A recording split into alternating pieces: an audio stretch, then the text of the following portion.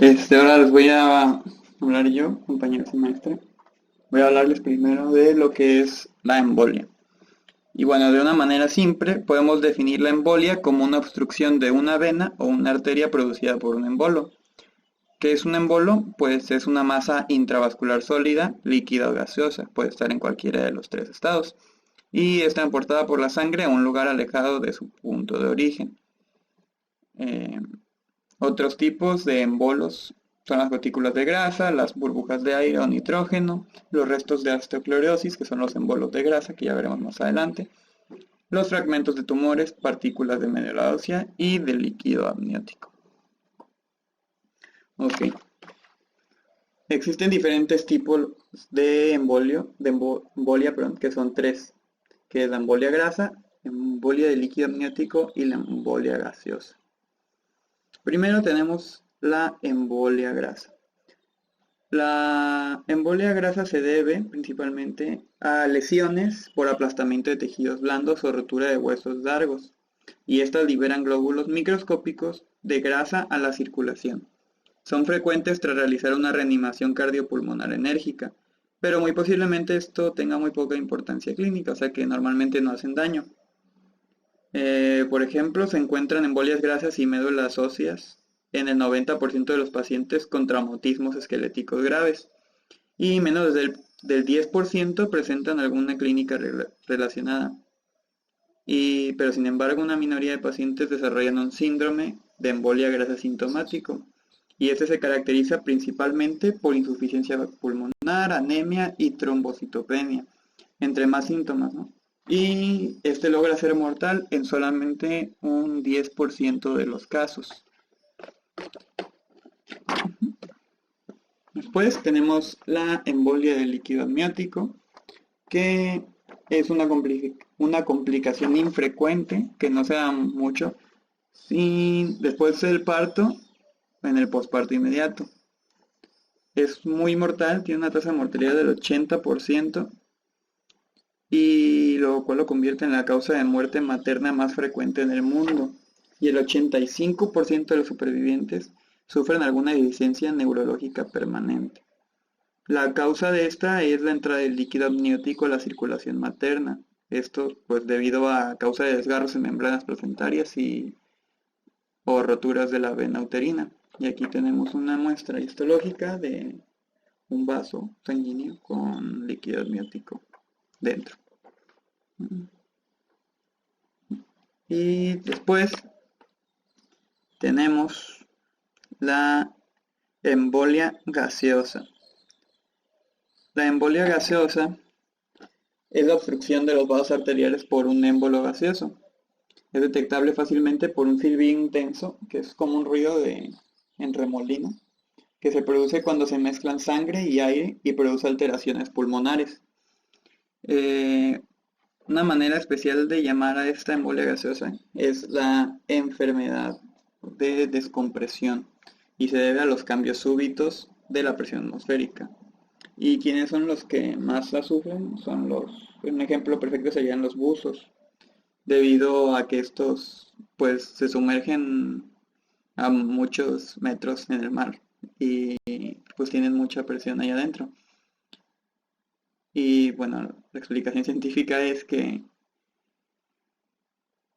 cuando se respira aire a altas presiones se disuelve una mayor cantidad de gas, que es principalmente nitrógeno más que nada, en la sangre y en los tejidos. Sin embargo, cuando el buzo asciende con mucha rapidez, el nitrógeno se esparce por el cuerpo y forma burbujas, las cuales forman los embolos de gas que provocan isquemia tisular. Bueno, pues aquí tenemos una vena, una arteria, perdón, y pues aquí tenemos nuestra bolita de gas, nuestra burbuja de grasa, y esto es en el cerebro, ¿no? Pero más o menos para que se den la idea. Esos son lo que diríamos de embolia. Nomás para que quede claro, que dejar claro que un émbolo es una masa sólida, líquida o gaseosa que es transportada por la sangre a un lugar alejado de su origen, y la mayoría de todos son trombos desprendidos. Y aquí les puse un ejemplo de una embolia que es la tromboembolia pulmonar. Tenemos sus características principales, que es que la mayoría son pequeños y no provocan manifestaciones clínicas, y con el tiempo se organizan y se incorporan a la pared vascular y pues nunca nos dan ningún problema, ¿no? Pero en el otro caso, en el otro extremo, tenemos que un émbolo grande en una arteria principal puede ocasionar la muerte súbita. También que la obstrucción por émbolos de las arterias de mediano calibre y la posterior de los capilares puede provocar una hemorragia pulmonar. Sin embargo, esto no suele ocasionar infarto pulmonar a menos que el paciente tenga insuficiencia cardíaca. Y las embolias en ramas arteriales de pequeño calibre pulmonares terminan causando infarto casi siempre. Y la aparición a lo largo del tiempo de múltiples embolias pueden ocasionar hipertensión pulmonar. Esto como un ejemplo que encontré de tromboembolia pulmonar. Bueno, y ahora que ya terminamos embolia, pasamos al siguiente tema, que es el infarto. Pero bueno, para empezar, el infarto lo podemos definir, o más bien su definición es que es un área de necrosis isquémica secundaria a la oclusión del riesgo sanguíneo del tejido afectado. También se le llama infarto al proceso mediante el cual se forman estas lesiones. Y en una de estas imágenes en la que nos Homero, vemos cómo se están bloqueando el tejido, el riego sanguíneo. Aquí se está pues bloqueando, ¿no? Tenemos la morfología de los infartos, que es cómo se dividen, se clasifican los infartos, y se clasifican en función a su color y a la presencia o ausencia de la infección microbiana, que pueden ser blancos, rojos, sépticos o asépticos. Tenemos que los infartos rojos se van a producir en la oclusión venosa, en los tejidos laxos, como por ejemplo el pulmón, en los tejidos con circulación doble, como los pulmones, en tejidos con congestión previa y cuando se recupera el flujo tras un infarto. Los infartos rojos son los que tienen mayor intensidad de hemorragia y pues por lo tanto pues se ponen rojos. Los infartos blancos pues son los que tienen menos y se producen en oclusiones arteriales de órganos sólidos con una circulación arterial terminal. Ejemplos del corazón, el vaso y el riñón. Y los sépticos y asépticos, esto solamente es dependiendo de la presencia o ausencia de infección microbiana que puedan tener. Tenemos algunos factores que influyen sobre el desarrollo de un infarto, que es la anatomía de la irrigación, la velocidad de la oclusión, la vulnerabilidad del tejido a la isquemia y la hipoxemia. Bueno, tenemos que la anatomía de la irrigación es la presencia o ausencia de un aporte alternativo de sangre. Ese es el factor más importante a la hora de determinar si la oclusión de un vaso concreto va a provocar lesiones o no. Después tenemos la velocidad de la oclusión, que nos dice simplemente que entre más lentas sean las oclusiones, menor riesgo de producir un infarto tienen.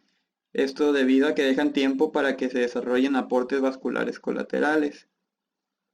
Tenemos en vulnerabilidad del tejido a la isquemia, que las neuronas sufren lesiones irreversibles cuando se quedan sin aporte de sangre y solamente duran vivas de 3 a 4 minutos. Las células miocárdicas, aunque son más resistentes que las neuronas, mueren en solo 20 o 30 minutos de isquemia.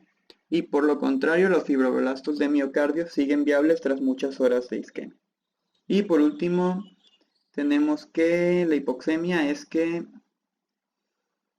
un contenido de oxígeno en la sangre demasiado bajo, sea cual sea la causa, no importa, aumenta la probabilidad de un infarto y de su extensión. Por último, ya como un resumen rápido de infarto, otra vez lo voy a repetir, que un infarto son áreas de necrosis isquémicas que suelen deberse a una oclusión arterial, y la obstrucción del flujo venoso de salida es una causa menos frecuente de lo que se cree. Y bueno, ahora vamos a pasar al siguiente tema y el último, que es el shock, que se define como un estado de hipoperfusión tisular sistémico por reducción del gasto cardíaco y o del volumen circulante eficaz de la sangre. El shock es un síndrome que se caracteriza por la incapacidad del corazón y o de la circulación periférica de mantener la perfusión adecuada de órganos vitales. Provoca hipoxia tisular y fallo metabólico celular, bien por bajo flujo sanguíneo o por una distribución irregular de este. Tenemos la fisiopatología del shock, que es que el problema en el shock es la reducción de la perfusión de los tejidos vitales.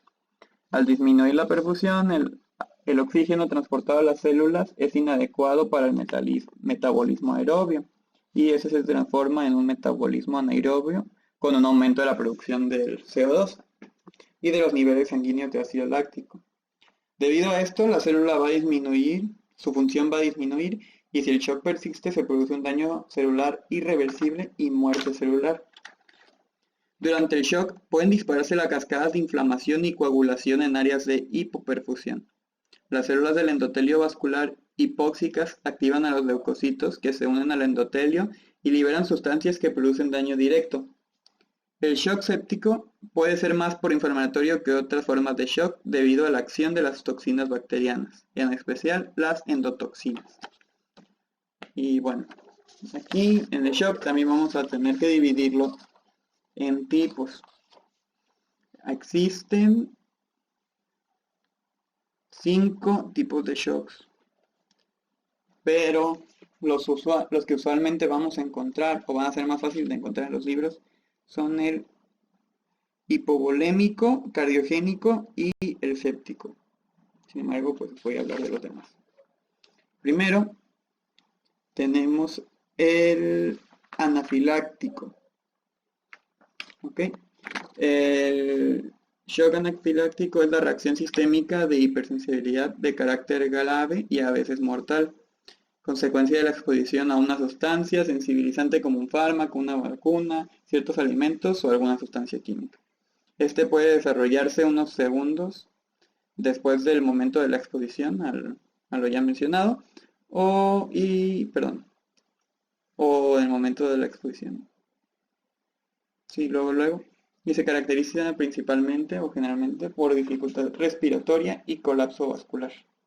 Por eso les puse esa monita que parece que está meditando, pero en realidad es que tiene problemas para respirar, ¿no? Más o menos. Después tenemos el shock hipovolémico. Shock hipovolémico lo conocemos también como shock hemorrágico. Es un síndrome complejo que se desarrolla cuando el volumen sanguíneo circulante baja a tal punto que el corazón se vuelve incapaz de bombear suficiente sangre al cuerpo. Es una pérdida rápida y masiva de la volemia que acompaña a gran variedad de trastornos médicos y quirúrgicos, como traumatismos, hemorragias digestivas, ginecológicas y patología vascular. Después tenemos el shock neurogénico, que ocurre cuando existe una falla en la comunicación entre el cerebro y el cuerpo, haciendo que los vasos sanguíneos pierdan el tono y se dilaten, dificultando así la circulación de la sangre por el cuerpo y disminuyendo la presión arterial. Cuando esto ocurre, los órganos no reciben el oxígeno necesario y dejan de funcionar, creando una situación que pone en peligro la vida de la persona en cuestión. Este tipo de shock es frecuente en accidentes automovilísticos y caídas graves, que son situaciones que pueden causar una lesión de médula espinal. Sin embargo, también puede surgir debido a sus problemas en el cerebro.